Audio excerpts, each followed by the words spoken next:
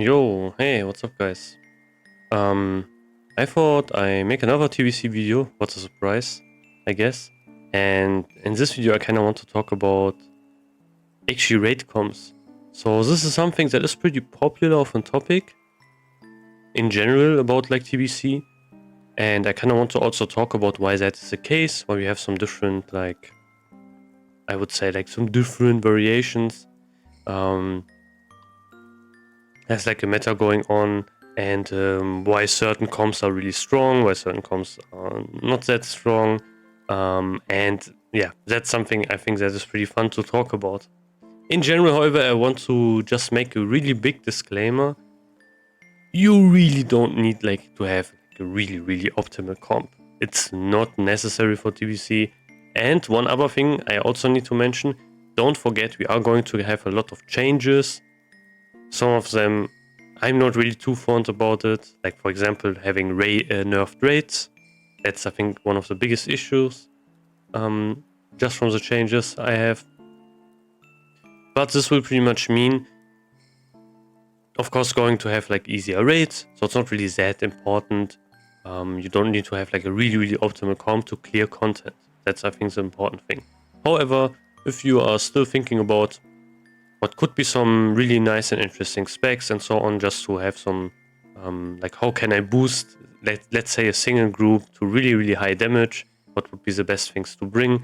This is something that is really fun. We didn't really have that in vanilla, and I will also talk about that as well in a bit.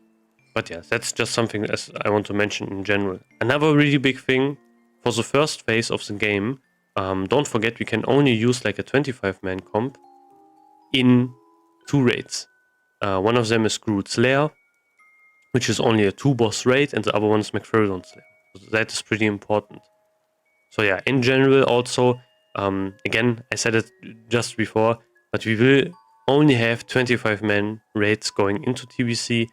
The smaller raids, which we had in vanilla, things like ZG and AQ20, they will also get like reduced, and there will only be like 10-man raids going forward. The first main raid is even going to be a 10-man raid, which is Crusade. And Crusade, you will see it. It's one of the best raids in the game. It is a really fun raid. However, again, they nerfed it, and it will make things a lot more boring. But yeah, I don't want to rant in this video about that topic. But yeah, that's something I really dislike, that they are going to do that for the first phase content, which is not really needed. But yeah, we have these things already. I already talked about it. Let's talk about more of a general change. Why we can even use so many different comps. You see like a lot of videos going on. A lot more also recent videos. I check YouTube from time to time, and you see like a lot of content creators talking about raid compositions and such. Why is that even so important? For example, maybe you're only familiar with vanilla, and basically in vanilla it was really simple. Just bring warriors. That's kind of it. Of course, if you really wanted to maybe maximize one single group, let's say you are a warrior, and for me, for example, I always really liked when I, of course, had a hunter in my group and also like a feral druid, because that was only like the stuff you could get, which would increase your DPS.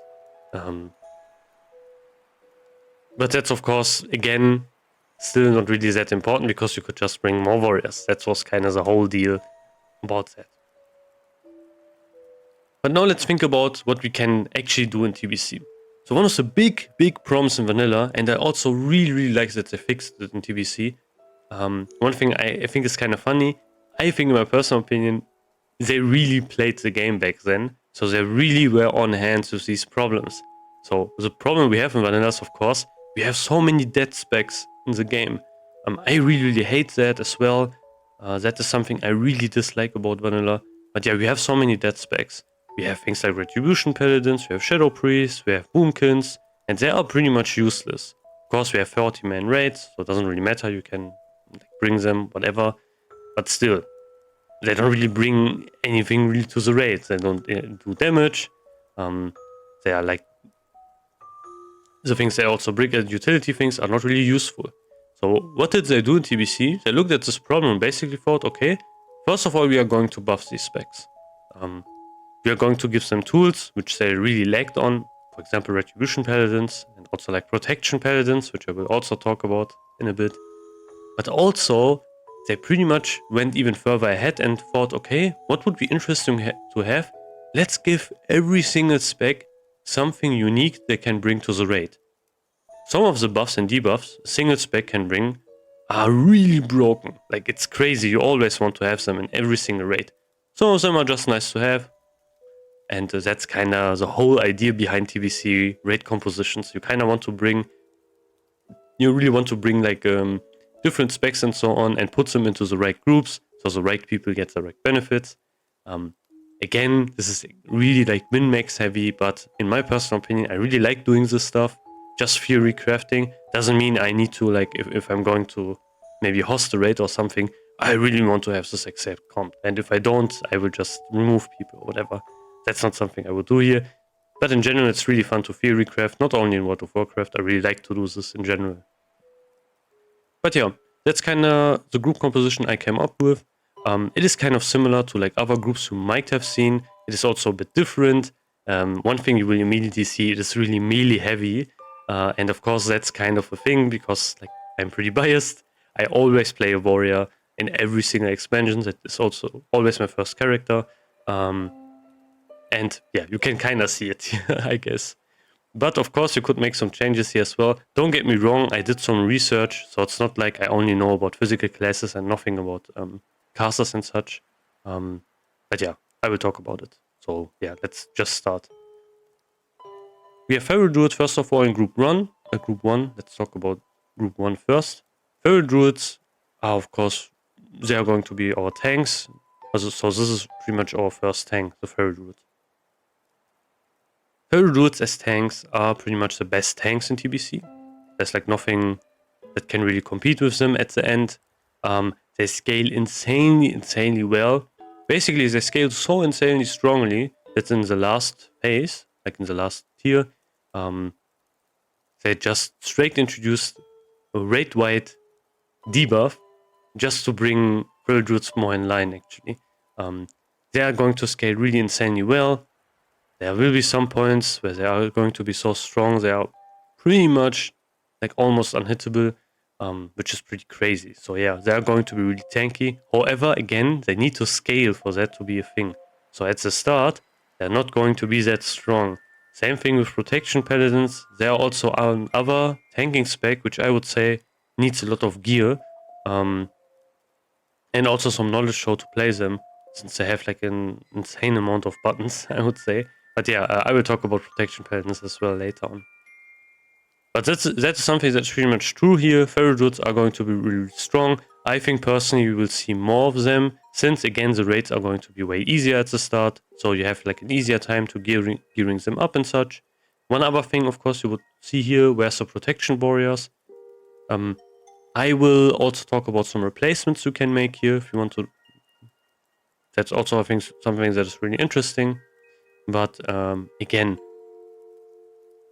this is something I really just want to talk about here as well. Protection Warriors, the benefit of them is actually they are really easy to just use. They are really sturdy. They have a lot of insane defensive cooldowns no other tanking spec has. However, they don't really scale that strongly. And the like raid buffs they are going to give the group, for example, are not that strong. It's like in Feral Druid. So we have them as tanks, and we also have them as DPS, kind of. So one thing that is pretty important is, I just want to mention this from back then. So back then in 2021, like when we played TBC Classic, we didn't have access to dual spec. And what this meant is you really had to, of course, kinda only think about like one spec. In TBC Classic Anniversary, like the version we are going to get, we actually have access to dual spec, which is pretty important big deal. One really big benefit from, for example, Feral Druids was, if they were a DPS player, they could, without pretty much any changes, just also play as a tank, which was pretty, really useful, since, yeah, it's just way more versatile. You pretty much have two specs in one, so that was really nice to have. Now, however, with Classic Anniversary, we don't really need that since we have dual spec. So what you could also do here, I will talk about this more later when I talk about replacements. You can actually put a protection warrior into here. They can have like a fury warrior off spec as well. But yeah, that's just something that could also happen here.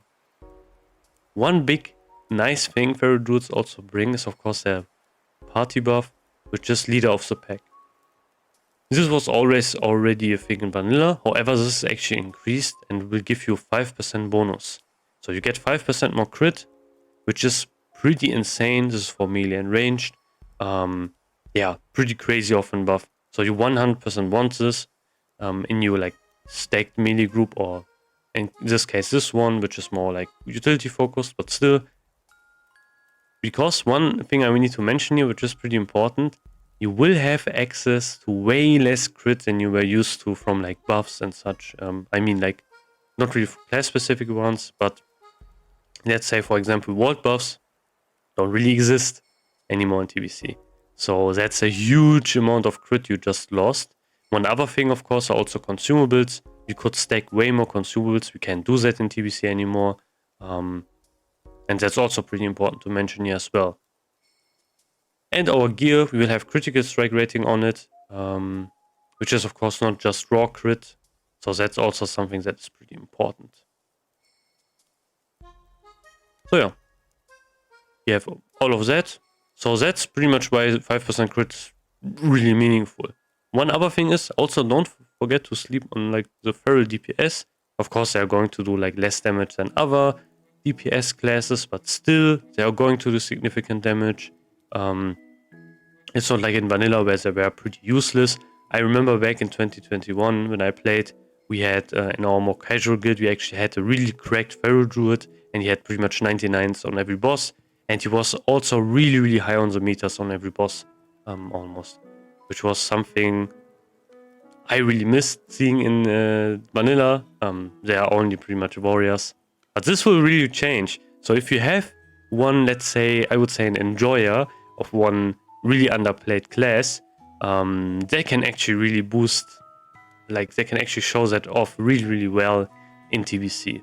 So I had many different situations where I had Retribution paladins, Enhancement shamans, all feral DPS really high on the meters, and that's just something you will never ever see in vanilla ever, unless there's really something going wrong horribly. But yeah, just to have that as well. So next one I want to talk about arms warriors. So arms warriors are really important. You always really want to bring at least one. Actually pretty much only really need one. Since they have like a unique debuff they bring, it is not a party buff, but they however bring for the whole party is actually Battle Shout. Don't sleep on Battle Shout, it is really strong. The amount of attack power you gain is pretty insanely good. One annoying thing however is you need to cast it every 2 minutes, and boss fights are going to be a bit longer than in vanilla. The important thing to mention here is if you have warriors, and again warriors are a spec or like a class which will have less spots early on, so you need to make sure, let's say you are in guild and you are planning for TBC, of course you need to make sure if you have like warrior spots, and you should have warrior spots, who to bring, and also these warriors need to make sure that Battle Shout is up all the time. We warriors are not like in a position anymore where we can just say, yeah, we are the top DPS and whatever, and we also need to bring like our own buffs and such for other classes as well, which will be doing more DPS than us at the start. So yeah, that is really important to mention as well. Really make sure you have this permanently up. I would just use weak auras. There are so many different Battle Shout weak auras, but I would say a Battle Shout weak aura is something that is a must-have for every single warrior. So yeah, just to have that as well, because the amount of like attack power is pretty crazy. Arms warriors also bring like a special debuff. They bring Blood Frenzy. So this is like a raid wide debuff. So this actually benefits everyone, not only their party. Basically, whenever they are going to crit or they are going to use rend on an enemy, that boss is just going to receive 4% more physical damage. And yeah, this is of course pretty crazy. Like, don't get me wrong, Like I could mention it like all day, but having 4% more physical damage for the whole raid is just insane as in debuff. No, maybe think, okay, this may be difficult to apply, but let me just explain some of the abilities here. So you have some, maybe you don't know about warriors or just in general. So we have Rend and Deep Wounds. So let's talk about Rend first. Rend is just a basic ability every warrior can use. It costs like 10 rage, and all it does is just, it applies like a bleed dot on the enemy. So yeah, this is pretty much guaranteed. The other one is going to be Deep Wounds. Deep Wounds is a talent warriors can skill. Basically what it does is whenever you are going to crit, you basically also apply like a bleeding dot on the enemy. We already have this in vanilla, we will have this in TBC. It's not really going to do a lot of damage. That version where it does a lot of damage and it's like really important comes in Rev, where it can actually stack. But yeah, this is not something that is going to be happening in TBC. However, what is important about Deep Wounds is actually it is really easy to apply this in AoE situations. So let's imagine that. Let's say you have like an arms warrior and you're fighting multiple mobs. So that arms warrior would use maybe a whirlwind. Whirlwind can hit up to 4 targets. And let's say he all like crits all 4 targets. All of them are going to have Blood Frenzy as a debuff. So that is pretty insane. So pretty much your whole raid is going to do 4% damage to every single mob there. Physical damage. But yeah, pretty crazy debuff. You always want to have this. One thing we are going to see more often, I think, in my personal opinion, is actually going to be kebab warriors. So you can kind of combine an arms warrior and a fury warrior, which is like the kebab warrior.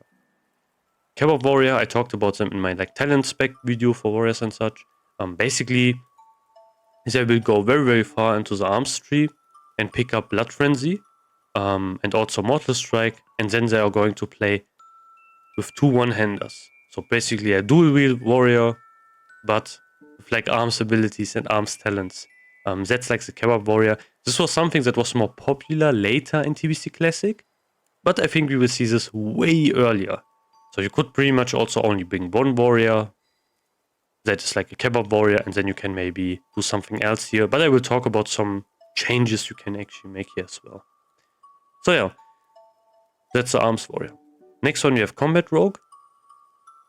One important thing here is for rogues, combat rogue is pretty much the thing you will be playing as in DPS, if you ever get the chance to actually get invited into groups. But yeah, don't get me wrong, there's like a lot of memes going on about rogues, how bad they are, and that no one's going to bring them, and they're going to be useless, and stuff like that. I think a lot of it is really, really, like, way too much. I mean, some people are just really a bit, I would say, a bit clueless about rogues. I don't want to be too harsh here, but one thing that is important to mention here, again, you will have way easier raids, so it doesn't really matter if you have multiple rogues at the start. One other thing is rogues are going to scale really, really well into the game as well. So that is something that is also important. They're not really going to be really strong early on. They're also going to be way, like, they're pretty much going to do way less damage than like a Fury Warrior.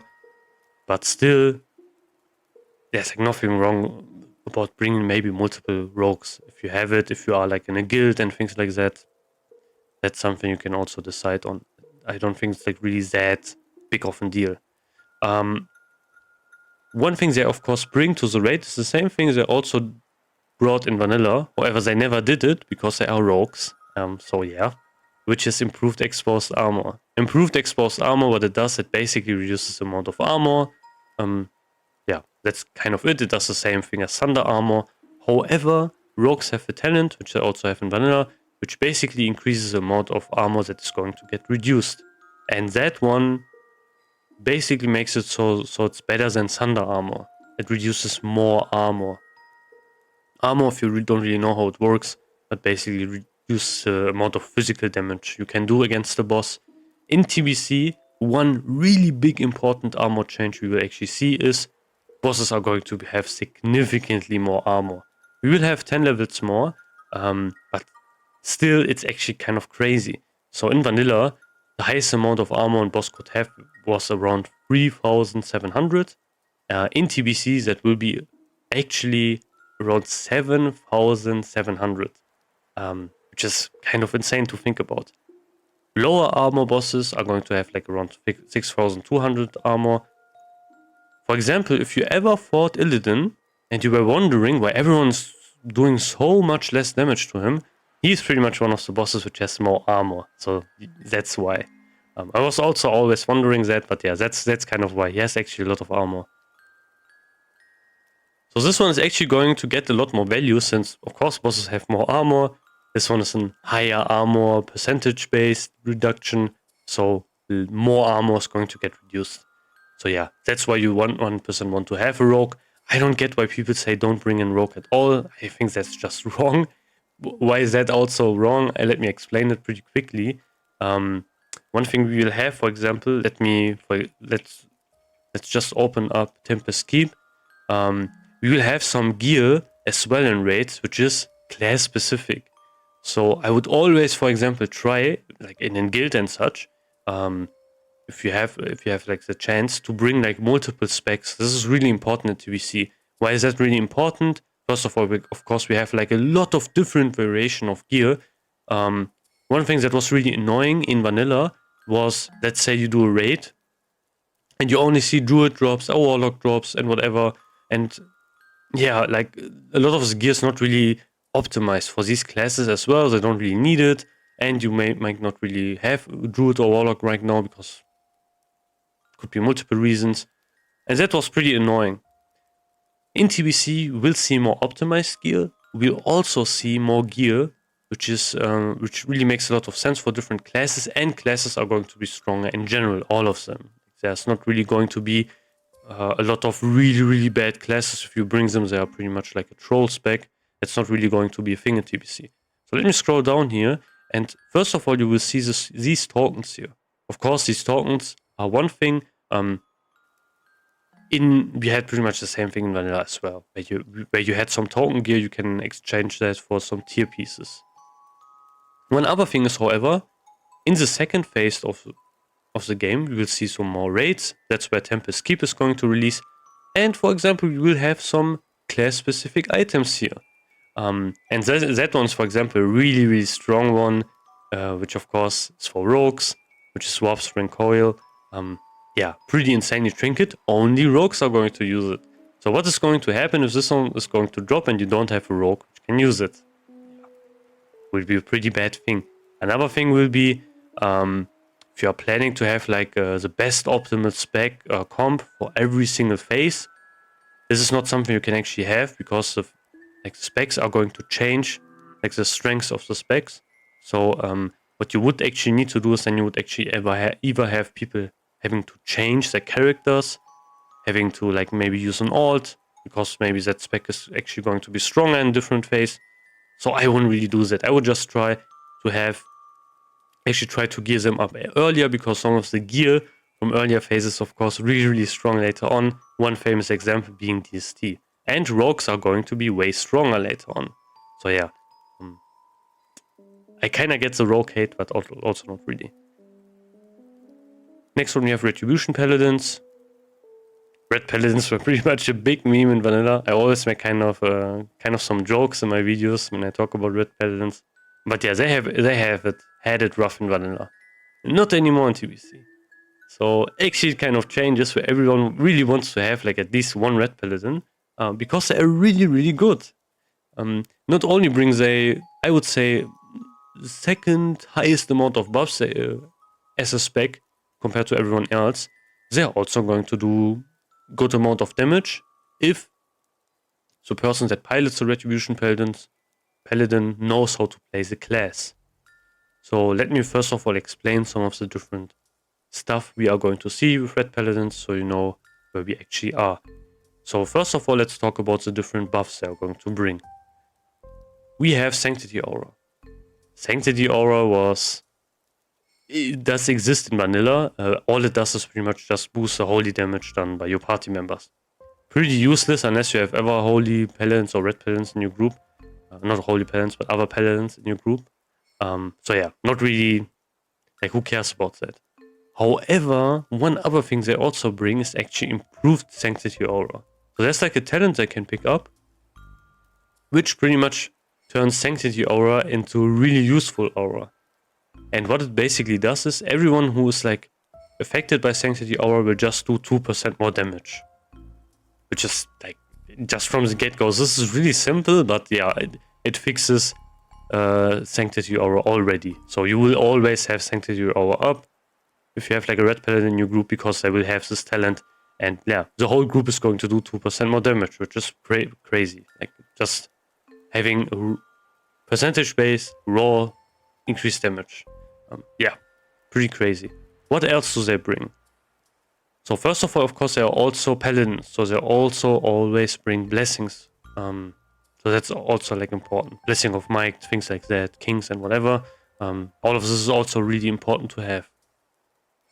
Then what else do they bring? Then they have one of the best debuffs you can actually have in the game, which is improved Seal of the Crusader. So basically what this does is, when this is up on the enemy, everyone has like a 3% higher chance to crit against that target. Which is again like really crazy. This is basically means you have 3% more crit. Yeah, just also really crazy. So again, Retribution Paladins are pretty much like a buff debuff machine. They have so much built in into just one spec. So yeah, just having one is pretty much a no-brainer. Another thing is actually they are going to do pretty meaningful damage. So we can actually look at some DPS numbers here. Again, I'm not sure when this was actually made. This could be just right from the start of the expansion of phase 1 or a bit later on. But this should just give you like a general idea. And you can see, for example, Retribution Paladins are really not that bad as in DPS. On the DPS meter. So you have that, for example.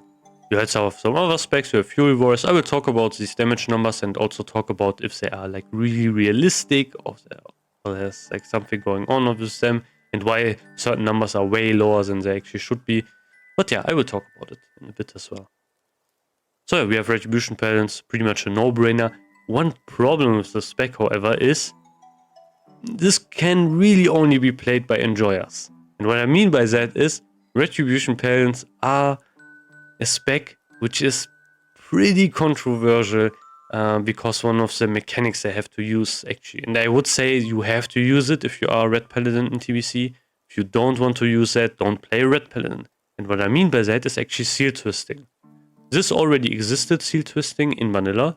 You could already use it, you could already twist Seal of Command and Seal of Righteousness. We don't really know what seal twisting even is. Let me just explain the gist of it. Basically, as paladins, they have like they can actually apply seals, and this will just change their auto attacks a bit. Of course, as in DPS, you kind of care about damage, so you will use seals, which just increase your damage by a bit. We have one seal, which is Seal of Command, which has like pretty much a chance to do some bonus damage on every single auto attack. And we have also like Seal of Righteousness, which just adds some additional bonus damage to every single auto attack. What we can do right now, even in vanilla, is right before our auto attack would go off, let's say we already have Seal of Command up, and right before that our auto attack goes off, we are going to swap into Seal of Righteousness, for example. And then if we are lucky as well, first of all, we are going to have 2 seals up at the same time, and then if we are lucky, our Seal of Command is going to proc, and then we are going to benefit from both of these seals. This is like the main mechanic. Doesn't sound that complicated, but one important thing is you will do this for the whole raid. Like for the whole raid fight, you're always going to swap seals. We also have like other seals we are going to use in TBC. I think it's like called Seal of Blood. So you would use that, I think, with Seal of Command. And that is the first thing. The other thing is we have a lot of haste enhancers in the game, which means you will have a lot faster auto attacks, which means you will need to swap seals way more often. So this can be either really, really fun to you, or it can be really, really unfun. I always saw different people. Like there's kind of that meme, this really, really sucks. Or like another guy would say, this really, really, I love this. and that's kind of the thing, which is kind of funny. I personally really like this playstyle. I haven't had the chance to play like a full Retribution paladin in TBC Classic, so this is something maybe I will do actually. But yeah, this is also not really easy to do, because if you want to optimize it perfectly, you also need to think when you are going to cast your Judgment and also Crusader Strike. Because what you won't have, what you don't want to happen is actually that you're going to lose out on your GCDs, because again you need to swap seals, and that's like on the GCD. So yeah, it is kind of complicated. I would say Retribution Paladins and Feral DPS are pretty much the two hardest DPS specs to play here, and that's pretty much the reason. So if you don't like seal twisting, don't play like Retribution Paladin in TBC. You can just stand there and auto attack and just use your Judgment. I mean, you still bring all of the debuffs, but I think it's so boring. Like, let's be honest. Like, I would never ever want to use that. Wrath of the Lich King is the version where it was a lot more brain dead. You didn't have seal twisting. You were just using your abilities on cooldown. You would use your Divine Storm. You would have your Exorcism and whatever. But yeah, we don't have that in TBC. So that's the thing. If you want to play a Retribution Paladin, learn to seal twist, and you really saw the difference between having a really, really good Paladin and a really bad one, because the damage difference was really insane. One important thing I also want to mention here, sorry, I'm just talking about Retribution Paladins, but I think they are like one of the most unique specs we ever had. This is the only version we actually have that as a real spec and not like kind of a meme spec like in vanilla. And that's, I think, really interesting. The thing I wanted to mention is basically they have like a lot of burst DPS. So if you aren't careful, you can actually easily pull a lot of red rags at the start, which is kind of funny. This was also always really funny to see in dungeons. Like I remember some guy made a lot of videos back then, made some like shorts before shorts even existed, like YouTube shorts, and like where he attacked like a mob, he would try to seal twist right at the start, he procced everything. It's kind of like a casino playstyle, because you're really relying on procs, like Casino Red. And like the mob was like already 50% just from all of his damage, and he was immediately dead as well. Because you pulled red. But yeah, it was pretty funny. The last one we have is Enhancement Shaman, and I would say in general Shamans are pretty much the spec which brings the most amount of buffs, and yeah, pretty much the most amount of buffs to the whole raid. So first of all, let's talk about it. Shamans in general, what they all bring is actually Bloodlust. That's however a pretty significant change here. I will talk about that as well.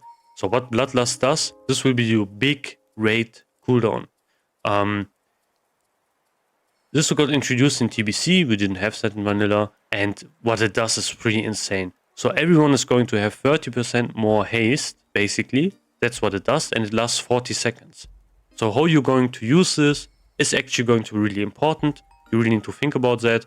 You can pop this right at the start, you can pop this a bit later, stuff like that. It really depends. It is really important, because pretty much everyone really wants to use all of their cooldowns when this one is up, because it's just a really, really significant damage boost. Every shaman can use this. In the original TBC version, also in TBC Classic, how it worked was you had a shaman in your group, that shaman would use Bloodlust, and all of the group, like the whole group, would get Bloodlust. Not raid-wide, it was only the group where the shaman was in. That is pretty important. So what people actually did, because you didn't have like any of these guys, let's say you have the shaman, he uses Bloodlust.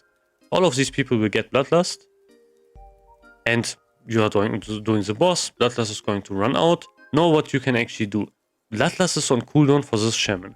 So what you can do is you can just maybe pick this shaman here and swap them. And then this shaman could actually use Bloodlust again. So you can actually chain them together, which was pretty important, kind of important thing to do. I always thought it was really cheesy and I didn't really like it, even though it was really fun to have, like having multiple Bloodlusts. But still, I've always thought it was really cheesy and didn't really like it. And it also kind of like made pars and such pretty irrelevant, because it was like, oh yeah, this guy did a lot of DPS, but let's see how many bloodlust he got. Stuff like that. It was also, I would say, pretty basic as well, and I didn't really like it in general. So what they are going to do in TBC Classic Anniversary, they are going to change bloodlust in a way which is more like the modern equivalent. Only one shaman needs to use bloodlust, and it will be raid-wide. So whenever one of these shamans is going to use bloodlust, the whole raid is going to get it, not only the group. However, everyone is going to get this hated debuff, which means they can't benefit from another bloodlust. I think it's like the cooldown, like the debuff lasts for like 10 minutes. One important thing here, however, is bloodlust, like the debuff, is going to get removed whenever you're going to either kill the boss or you're going to wipe. Which means, basically, you have bloodlust up on every single attempt. And also on every single boss, basically. This will also make bosses way easier. This was kind of a problem back then. And also make it so fights are way shorter, since you can just use bloodlust on every single pull. This will make burst classes even more, even stronger, since again they can really benefit from having bloodlust up on every boss and having benefit from way shorter fights. Yeah, bloodlust is a huge damage increase for the whole raid. It's just really insane. You always want to have like a shaman. So yeah, what other things to bring? That's more of a general shaman thing. What do enhancement shamans bring in specific? They, for example, bring Unleashed Rage. This one is really nice. So basically, whenever an enhancement shaman crits, all of their party members are going to have 10% more attack power. Yeah, pretty significant. This also has like a range twist to it, so you need to be, of course, close to enhancement shamans. And enhancement shamans are actually melee DPS here, similar to like vanilla, but yeah, again, in vanilla they didn't exist at all, I would say. But yeah, here they're actually pretty significant. They are going to use 2 one-handers, so actually they are dual wielding. So the 2-hand enhancement shaman dream is actually dead. That doesn't exist in TBC. So if you really like to play that, sorry to disappoint you, but yeah, doesn't exist. This, however, is pretty strong, and enhancement shamans are actually one spec that is also, I would say, pretty underrated. I will talk about that as well in a second, but let's also talk about some other buffs they're also going to bring. Since they are shamans, they are also bringing totems. So like we have some different totems here, totem of wrath, whatever. What we really care about, like the main totem we care about as melees, is Wind Fury totem. So yeah, of course, Wind Fury totems are going to be really strong. Like, don't get me wrong, it kind of depends on which class you are going to play, but I remember in TBC Classic, when I played, the difference between having Wind Fury totem in your group and not having it was really significant. It felt really bad to play without Wind Fury totem, and it felt so good to play with a Wind Fury totem. One other thing is, however, there is kinda like I would say, some skill difference between playing a shaman correctly for your whole group. I remember when you really felt it when you had a really strong and good shaman in your group that knew how to totem twist and stuff like that. Don't get me wrong, I had no idea what they were really doing, just like doing a lot of totems. But I didn't really care. It was really nice for me. I had a lot more rage generation. I could do way more damage. So that was something that's also pretty important to mention here as well. So yeah, that was also really nice always to see that. But yeah, that's also something to consider. The difference between having like a good shaman in your group and not is pretty important, I would say. So yeah, I would also recommend having more enhancement shamans than a lot of people are saying. A lot of people are pretty much saying, I will talk about when I get to elemental shamans, I will talk about that. But yeah, that's kind of the last thing I want to talk about, like here, enhancement shamans. So yeah. Also, they look really cool. Like, don't get me wrong, they have like these kind of thunder effects and such, and they have like these elemental effects, and also like a melee class. I mean, it looks really cool. Like, I don't know. They look kind of fun to play. Now we have group 2. And group 2, this is something I also kind of applied here as well from like back in my memory as well. Group 2 was pretty much the stacked melee group. So that's where all of you like stacked DPS were going. That was pretty much there. Yeah, the stack group, that one was group 2. So let's talk about group 2 here. What we have here, some of the changes. Again, we have another feral druid. This is also our second tank. So yeah, this buff is just really, really insanely strong. So yeah, that's why we have like another tank here, and it will boost everyone here. Then we have a Fury Warrior. So that's my spec. So let me talk about Fury Warriors here. One thing I think, you have some people actually also changing their mind, don't get me wrong, but I think a lot of people are still underrating Fury Warriors again, which is kind of funny. The same thing happened even back then. So back when TBC Classic came out, people were making memes and videos and such, everything about that, pretty much saying Fury Warriors are dead. Like they are dead spec, they are dead class. No one's going to want them. They are going to get nerfed so harshly. They are pretty much bad. What did we see in TBC in phase 1? Yeah, we kind of saw an opposite thing. But with an asterisk. So it's not that crazy like in vanilla anymore, don't get me wrong. That will never happen in TBC. But if that is a big if they get really a big amount of support, they can pump really, really hard. And they can even be the top DPS in the raid. But they need a lot of support. This is a spec, I would say, pretty much. Yeah, okay, there's like one other spec, like caster spec. But I would say from the melees, this is a spec which needs the most amount of support. Maybe coupled with Arms Warrior. Because playing an Arms Warrior without Wind Fury Totem is like awful. It doesn't really work out. But yeah, Fury Warriors, they really need a lot of support. But if they get it, they can also benefit from most of the support. Pretty much they benefit the most out of all classes, kind of. Again, the same is true as always. Warriors are going to scale pretty much. Like, there's no other class that scales even more than Warriors. Also, what we are going to see is we are also going to see the Death Wish spec way earlier, and that makes it even more so. Like, Warriors are even going to scale way harder because of Death Wish, of course. But yeah, they can gain a lot of benefits from all of these group changes and buffs and raid buffs. Everything's going to go into their rage generation, and yeah, it's pretty crazy, especially all the haste buffs. You knew when I talked about Kiss of the Spider how important haste is for Fury Warrior. It is, again, TBC is actually the expansion of haste. We have Bloodlust, we have so many items which give us haste.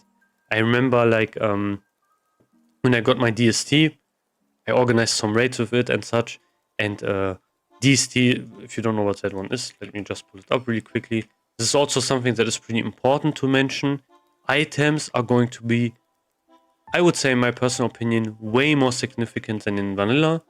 In vanilla, you could have a warrior which just hit level 60. Maybe he did some PvP as well. He got some basic items. He got his required amount of hit. He got his weapon skill. And he had like pretty shitty gear, but he got his wall buffs. He could easily top the damage meters. Even beat out other DPS, like warrior DPS which had better gear. This is not something that can happen in vanilla TBC pretty much because like you don't have wall buffs anymore. Then it becomes actually more of like a, I would say more of an being able to use your warrior correctly, and also items. And items are going to be really crazy in TBC. We have Dragon Spine Trophy. This item, for example, just gives you 325 haste on proc. Yeah, crazy. I remember when I got this, difference was insane. But yeah, it was really fun to use. So haste is really fun to use on a warrior. We have all of these buffs here, Bloodlust and all of the haste buffs and such. Yeah, it will be really, really fun to play in Fury Warrior in TBC. But you also kind of need to have like a group just built around that. But if you have, you can pump a lot of damage. It's kind of crazy.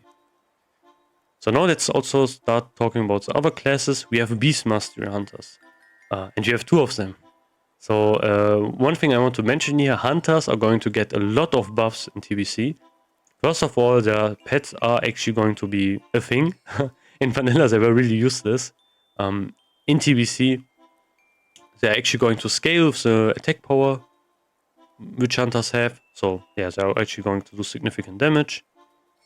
And also we have some other changes. We have like the dead zone change, which allows hunters to do one specific thing as well, like a specific tactic.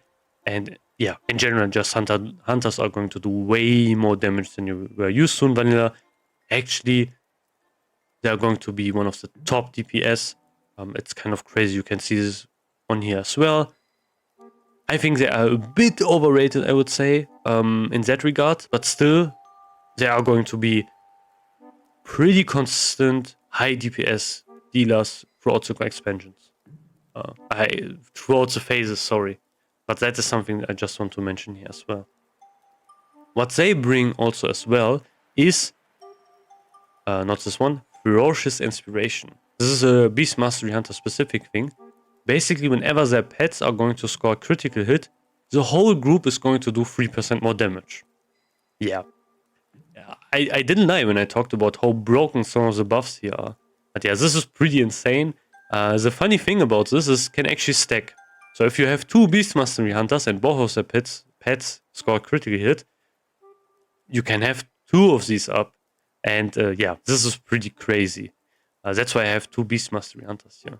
So yeah, you kind of want to stack them if you can. But if not, again, we can also make some changes later on. But yeah, pretty crazy. Pretty insane to have. And then we have an Enhancement Shaman.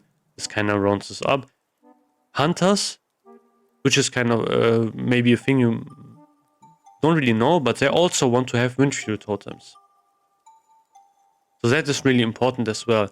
So you also always want to have like a Shaman which brings Windfury in a Hunter group. That is something that is important for Hunters, which are going to min-max their class, because there's like a mechanics they can do, which will be pretty important, which we will see way earlier than it was in TBC Classic, which is melee weaving. And basically what you can do, since the dead zone is actually going to be reduced. This was also something which was possible in vanilla, but it was way harder to do because of the dead zone. In TBC, that is not really, like, the dead zone is going to get nerfed. But basically what you can do is you can auto shot. Then when you auto shot some cooldown, you can go in melee range, melee attack, and then go out back again, and then do your auto shot again and stuff like that. So whenever you have like downtime on your auto shot and such, you can actually use your melee abilities. And then it's of course really important to have Windfury. So yeah, that's also something you will see more experienced Hunter players do. And yeah, pretty much Hunters that really want to, say, increase their damage. That's then a pretty important thing to have. Good. So that's kind of it, like all of the different Hunter specs pretty much like bring different buffs. But of course, the Beast Mastery Hunters are going to do a lot of DPS. And also they have this really nice buff as well, the party buff. There's like a distinction to be made between party buffs and like raid buffs. So that's also something you need to consider if you really want to think about where you should put certain DPS in. Next one we have group 3. This one is a Warlock group. One thing I really need to mention here as well is really try to build Warlocks so they can actually stay in your guild for kind of a long time. One thing which is kind of difficult, but one thing that is pretty important, you will need Warlocks, for example, for Sunwell. They are really significant. I remember a lot of guilds were struggling with that later on, and yeah, that is just something you really want to have. So Warlocks are pretty pretty interesting class here. They don't really get a lot of changes here, so they are still going to just spam Shadow Bolt, but they are also going to do actually a lot of damage. They have some pretty interesting items as well they can get, and they have some interesting new buffs and such they can actually also bring. And I will talk about that first. So we have one really important thing, which is improved Shadow Bolt. So this one, basically when Shadow Bolt crits, This will increase Shadow Bolt damage dealt to the target by 20% for the whole raid. So that's kind of why you also kind of want to stack Warlocks, like Destruction Warlocks, which is something I have here. But yeah, crit is then really important because they can just proc this over and over, which is a really nice thing to have. That's why you can actually see, for example, Balanced Druid being here, which is the boomkin. What do Balanced Druids bring? They have that really nice 5% crit bonus. Similar to like Feral Druids for like physical DPS. Boomkins of course have that for spellcasters. So yeah, just a really nice thing to have. Spell critical chance, you can see it right there. So yeah, that's why you have that. Then we have an Elemental Shaman here. They bring this one, which also is pretty insane. Increase the chance to hit and critical strike with spells by 3% for all party members within 20 yards. Last 2 minutes. Again, you really want to boost the crit chance in this group, which this is something I have built around here. I've also talked about Elemental Shamans. A lot of people are pretty much saying Elemental Shamans, you should bring more Elemental Shamans than Enhancement Shamans. I would disagree here. In this comp, I only have 1 Elemental Shaman and 2 Enhancement Shamans. I again said previously, even like when I started this video, this is more focused on like this really melee biased, but Elemental Shamans, where people are saying it, they are going to do way more damage than Enhancement Shamans and everything and so on, they are going to fall off, and Enhancement Shamans are going to take over, I would say pretty quickly, and this is something which I think is pretty important. So in my general opinion, Enhancement Shamans are just straight better. Also thinking about how melee classes are going to get stronger and stronger, it is really good to have like more Enhancement Shamans, I would say. But yeah, of course you 100% want to have like an Elemental Shaman for your Warlock group if you have one. So that is something you can actually really boost the amount of crit chance for like every single Warlock in this group. Next one we have group 4. This one is kind of funny, but this is like the Arcane Mage group. So in this group we have 2 Arcane Mages. And yeah, I'm going to talk about what this group basically functions as. So Arcane Mages are pretty interesting. Don't really bring a lot of buffs here, but what they have are pretty much the highest amount of damage they can bring to the table. They are going to pump insanely hard in short fights. The biggest problem of Arcane Mages is their mana issues. However, I think personally this spec is probably going to see the most amount of play in the first phase. We have nerfed raids, we have way more access to Bloodlust. Fights are going to be significantly shorter because of these 2 reasons. So nerfed raids means less HP on the bosses. More Bloodlust means shorter fights. So yeah, more damage going around shorter fights. So yeah, both of these are going to pretty much make it so we have shorter fights. And what is really useful in short fights? Classes which do a lot of damage in short fights. And that's where Arcane Mages are pretty much the kings. So that's kind of the thing. However, this group is also built around their mana issues. So we have a Shadow Priest here. What Shadow Priest pretty much bring is this one. Do some damage, and all party members gain mana equal to 5% of any shadow spell damage you deal. Shadow Priest, that's also kind of the meme, but they are kind of regarded as a mana battery in their group. So you really want to have a Shadow Priest, and that's why you would actually put them in the Arcane Mage group. So that's something just to consider here as well.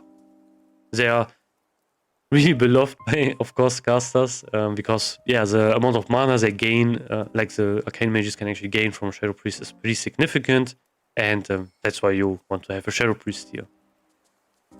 Next one we have a Restoration Druid.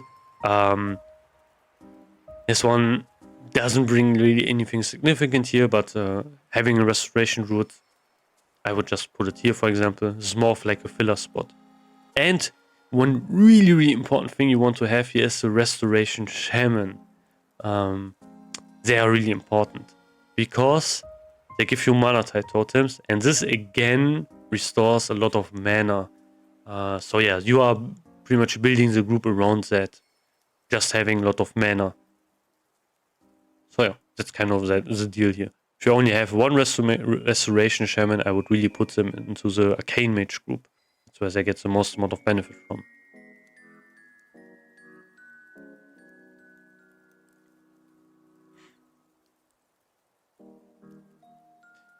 So we have that. Now let's talk about the last group here. And the last group is more of like the filler group. So that's where you would put anything which doesn't really benefit maybe a party, but of course you kind of need it. So we have a Protection Paladin here. This would be our third tank. So that's where our third tank goes. Protection Paladins are pretty interesting. So I would say they actually have the most unique tanking spec in the game. And also pretty much the most unique itemization. Protection Paladins are pretty difficult to gear, I would say, because actually they have a lot of thinking they need to do here. So you really need to think about how much threat gear you want to have against how much mitigation gear you kind of want to have. And that's kind of difficult because basically how Protection Paladin's threat works is they need a lot of spell damage, like a lot of it. But they don't really care like about things like attack power or whatever. They really, really want to have a lot of spell damage. Spell damage means their consecrations are going to hit a lot harder. Don't forget, in TBC, consecration is going to get significant buffs. It will almost scale 1-to-1 with spell power. Right now it only scales like 33 percentage. So yeah, it's really low. But yeah, that will pretty much change in TBC. So that's one thing. They kinda need some caster items, which is kind of weird to think about. But yeah, they scale also really, really well with threat gear. So if you have a Protection Paladin which has a lot of spell power gear, the difference is pretty immense. Some encounters also kinda really rely on a Protection Paladin. In encounters where you have a lot of AoE, you really want to have like a Protection Paladin, since they are pretty much unrivaled in their AoE tanking capabilities. No other tank can come close to the amount of AoE tanking a Protection Paladin can do. But one other thing which is also important is they can kind of also pump out some damage, which is weird if they have enough spell damage. And also they can also single target tank. It will be harder than other tanking specs, don't get me wrong, but it is also a thing, like it is pretty much possible. This really depends on how much gear the Protection Paladin has and also how good he actually is. Like, does he know how to build up threat? Because that's something where you will see Wars Protection Paladin struggling on, and yeah, that's just in general a thing you can see there. But it is an important thing. You will have boss encounters where you will need to pump out threat as a Protection Paladin. For example, let's say we have this group here, and you are maybe thinking about like Rule. That's, for example, one boss where you really want to pump out some threat as well. But yeah, Protection Paladins actually scale really, really nicely. I remember when I did Sunwell, we even had Protection Paladins tanking, for example, Kill Jaden and such. So yeah, they can do it, like, but you need to be a good Protection Paladin.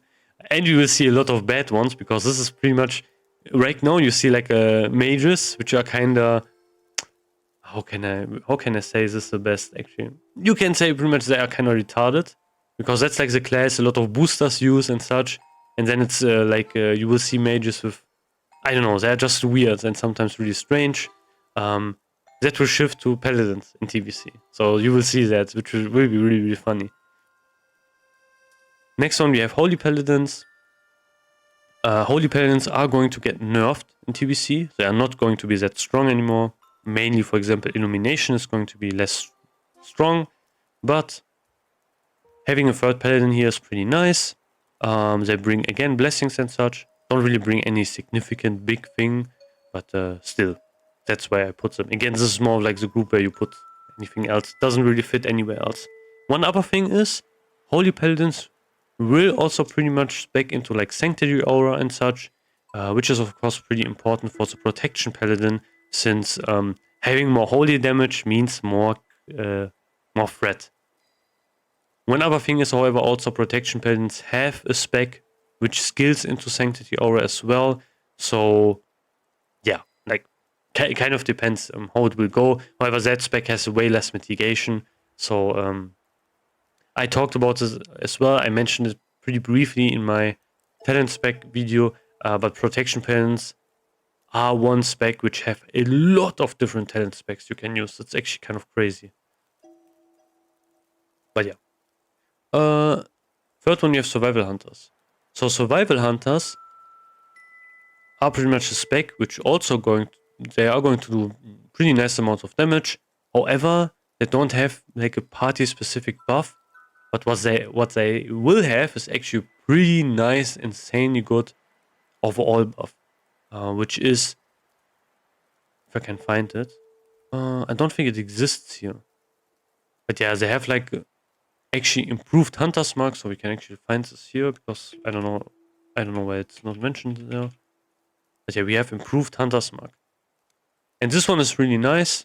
Basically, you can see it costs 100% of your Hunter's Mark ability base attack power to apply to melee attack power as well. So this is pretty nice. This is again another buff which is pretty much for the whole raid. So yeah, you definitely want to have this. And yeah, it gives all the melees as well pretty nice significant buff. Don't need to be like in a party somewhere to have it. This is like a raid-wide buff. And yeah, that's another additional thing to have. Affliction Warlocks, they have something which is also really nice. You really want to have like an Affliction Warlock. Because you have like this one. Increase the damage bonus effect of your Curse of Elements spell by an additional 3%.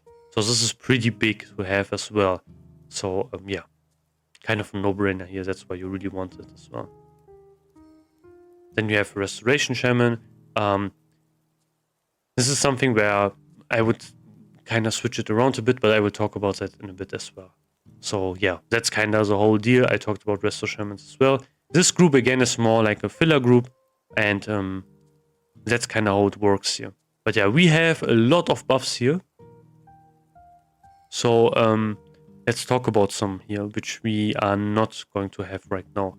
But some of them are not really that important. Actually, let me talk about some changes we can make to this first.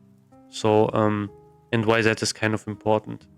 So first of all, I want to talk about Protection Warriors. I also have them here on the bench, for example. Also, I can bring another class here as well, which is this one. So Protection Warriors are going to be pretty nice, especially in the earlier phases. Again, they don't really need a lot of gear. They kind of need some threat gear, so that can be pretty important on Protection Warriors. However, they are really sturdy. Again, they have shield blocks, stuff like that. They have a lot of defensive stuff, defensive cooldowns, and they are really going to be really consistent. Having a Protection Warrior is going to be always nice if something goes wrong, because again, they have a lot of defensive cooldowns where other tanks just can't compete. Like shield walls, stuff like that is just really insane.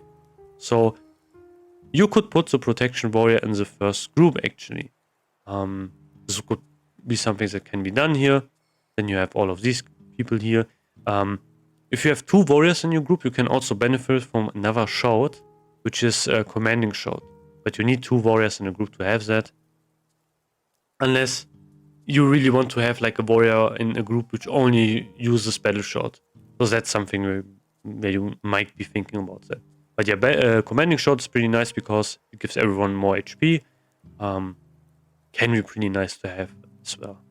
So yeah, that's just something where in my personal opinion I would put the Protection Warrior in this group. So of course, one important thing again is you should put the Protection Warrior in the group with Wind Fury, since again they will get a lot more threat if they have that. So yeah, same deal here. Actually, let me just keep it like that. So yeah, we have that as a change we could make. Then we have, for example, also Holy Priest. We could ditch the 5th Shaman. Again, the thing is, we don't need to have 5 Shamans anymore. In TBC Classic in 2021 and the, like, of course, original TBC version, again, Bloodlust was raid wide. That's why you really wanted to have 5 Shamans at least, or even maybe more. But 5 Shamans was also nice because, like, even 5 Shamans, because you could, let's say we have this Resto Shaman here. We could use this one in any other group to have Bloodlust twice in any other group. Yeah. That is something we can't do in TBC Classic Anniversary anymore. And since Bloodlust is raid wide, we would maybe ditch one Shaman. Really depends. Moreover, I think this actually is more important because it's more likely you won't have a lot of Shamans, and that's actually like really nice because then you don't really feel that bad. It doesn't really feel that worse if you don't have 5 Shamans anymore. So that's, I think, the bigger deal to think about. But yeah, we could think about maybe putting Holy Priest in here instead. Holy Priests are actually pretty insane heal, but yeah, we would kind of need to think about how we would do that. We could also maybe replace the Holy Paladin for Holy Priest. Again, for healers, it's a bit weird. In my personal opinions, healers are not going to be that significant for the first phase of the game, since I think also my personal opinion, since raids are going to be way easier, healing is not something that will be that important. Like, we can kind of try to bring everything, but that's maybe it. I would probably maybe go for something like this. Have 1 Shaman less, since then we have Resto Shaman, Enhancement Shamans, Elemental Shamans. And then we also have like a Priest as well. We have all healers. Resto Druids also in general are really nice because, again, they have like a lot of stuff they bring. They have actually really nice amount of heals. So I would not really want to ditch the Resto Druid. But what you could do is you could also maybe do something like this. Ditch the Resto Druid as well, if you really want to do that. And then maybe have the Resto Shaman again here. But again, these are like more smaller changes. It doesn't really matter, to be honest. Also, I'm not really that knowledgeable about all of the healers. But yeah, again, this doesn't really matter for the start of the phase. You can kind of think about it like that. So that makes, of course, more sense to think that way. One other thing is we have marksmanship hunters. So marksmanship hunters are kind of underutilized here. What they would bring is actually,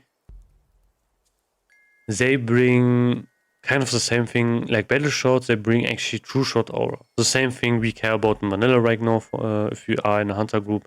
But yeah, like the other specs are just way better. So that's why we don't really want to use the marksmanship hunter. And also the other buffs are just way better as well.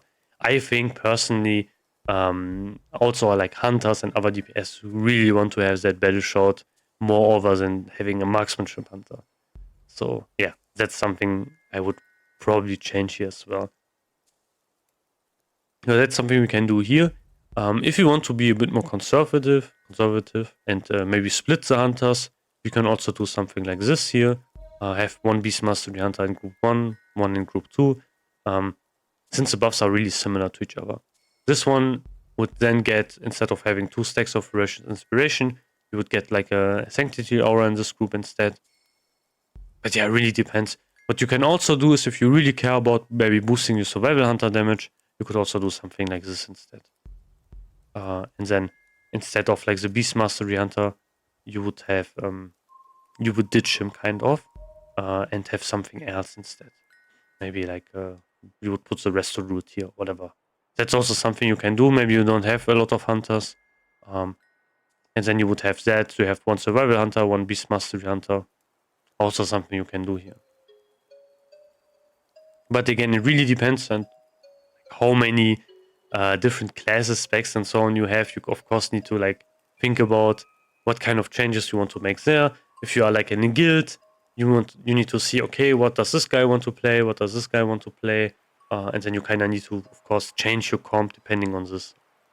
That's something that's also pretty important as well. For example, having 3 Destruction Warlocks and then 1 Affliction Warlock might be a bit too much, like, let's be honest. So, yeah, that's also something you maybe don't have access to as well. But again, that's kind of like a different story to think about. One thing I didn't talk about here as well, you really want to have like druids, and also like the boomkin, what he can actually bring is verifier. And he can actually bring improved verifier. So this is something that is pretty important. I forgot to talk about it, but I talked about it in my stats video.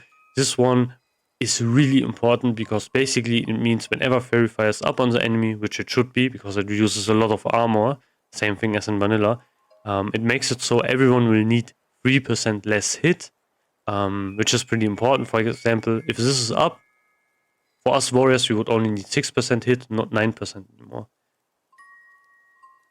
However, boomkins are a spec which is, even in TBC, a bit kind of controversial because the damage output is not really that great, and might be a thing where people would ditch it and maybe just bring a restoration druid who is spec'd into improved verifier, because that's also a thing you can actually do. So yeah, that might be a thing where we would look at it and think about that.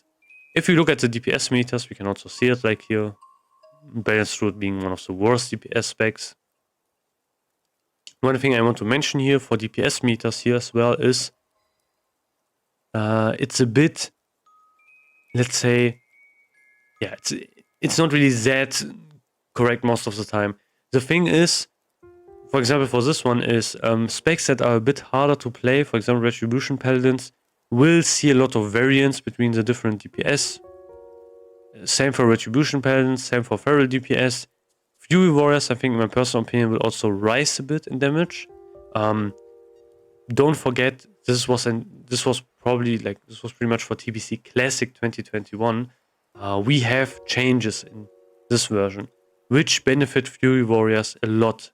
One of the big changes is, for example, we will have Bloodlust on every single pull. This means we can benefit from that massively. That's one thing. And we will have shorter fights. That's another thing. Since we are also going to have nerfed raids, we will probably also have like encounters where they are less melee unfriendly, and that's also another big thing. Other thing being, more people know about more optimal specs. We will have more raid debuffs going out than we had in 2021. And again, Fury Wars are going to be the spec which scales the highest. So they are going to be really strong. If you are going to look at further phases, so we can look at that. You can also look at Crusade damage, but yeah, Fury Warriors. One funny thing is, of course, arcane mages are going to pump insanely hard in Crusade, really short boss encounters, but I will get into that. For example, SSCTK, we see Fury Warriors again jump again. And of course, yeah, glaives, and even without glaives, this phase is insanely good for Fury Warriors. Why is that the case?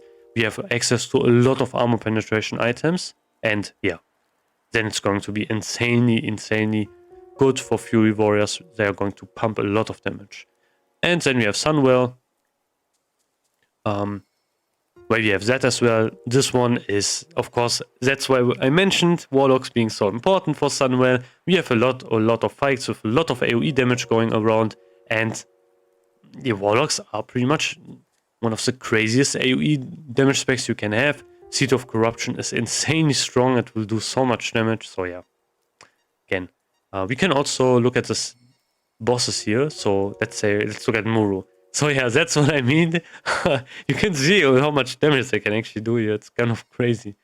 But yeah, you also have Kill Jaden, and this is a boss where Fury Warriors are really good because there are like a lot of cleave targets, which they can pump really hard. Okay, Kelekos, I would have thought Fury would do more damage. Okay, this one makes sense. Felmist, I think, yeah. But you will see Fury Warriors are going to do more and more damage. It's also kind of funny, like, Arms Warriors going to do more damage here? I don't know why. Every that twins make Fury. Okay. But yeah, this is of course more for Sunwave. For like this boss, like we have Gruel.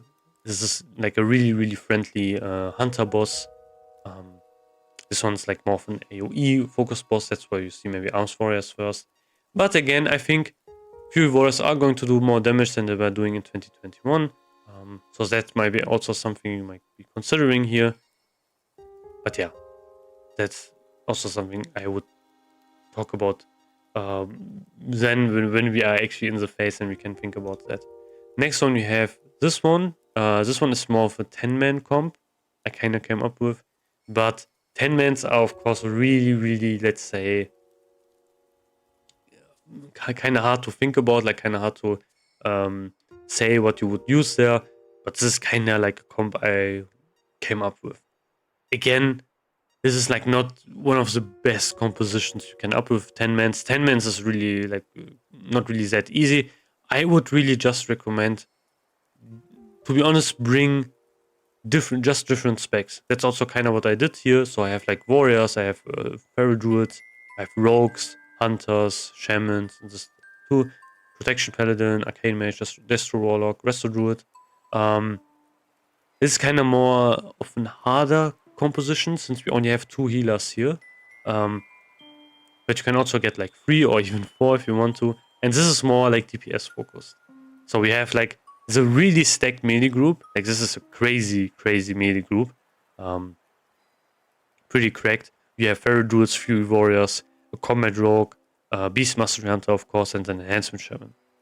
And then we have protection paladin group, with also an arcane mage, destro warlock, resto druid, and restoration shaman. Maybe you could also put like an shadow priest here if you really want to.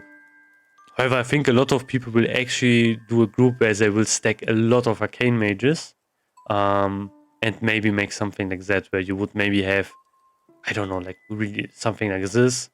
Then you have maybe a shadow priest. Where is he? Shadow. This one. Shadow priest, and then maybe one resto shaman. This could be also, I think, something we will see in Karazhan. This would probably like pump a lot of damage. This would be pretty crazy. But yeah, it really depends. I'm not really too sure how it will look like for Karazhan. I think in general we will see like a lot less healing and also tanking being needed, and also people will just focus on a lot more DPS since raids are going to be way easier. Maybe for Nightbane this is going to change. One other important thing I need to mention here is don't forget dual spec. So all of these specs can just change. Some of them are of course more locked, like hunters and arcane mages. They are just going to change into war specs, so that would be locked.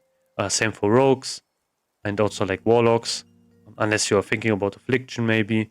But feral druids, they could also change into a healer or DPS. Warriors can change into a protection spec if that's needed. Resto druids also same thing for them. Paladins as well. But yeah, this is something that is pretty important. So I would really think for different encounters, you will actually see different comps because of dual spec. So yeah, I think this will change things a lot. Since TBC is really the expansion where the different specs are really unique to each other, that's not something where you have like a Fury prot can pretty much also do like a lot of DPS. Vice versa, the same thing. You have like a Fury warrior and maybe the tank died and you have like just a Fury warrior tanking it. That is not something that will happen in TBC at all, because yeah, it just can't. Just because like there are like a lot of different reasons where this is not the case anymore. But yeah, that's kind of it. That's what I wanted to talk about here in this video. Kind of talk about like the classic, like a raid comp. You can think about why we would pick certain classes, why we wouldn't, and we have some different versions, some different buffs and debuffs they actually bring in the raids. So yeah, that's it from me. If you have anything to say, feel free to comment and such. If you like these kinds of videos, feel free to like and subscribe, and I will see you in the next one. Have a great day. Goodbye.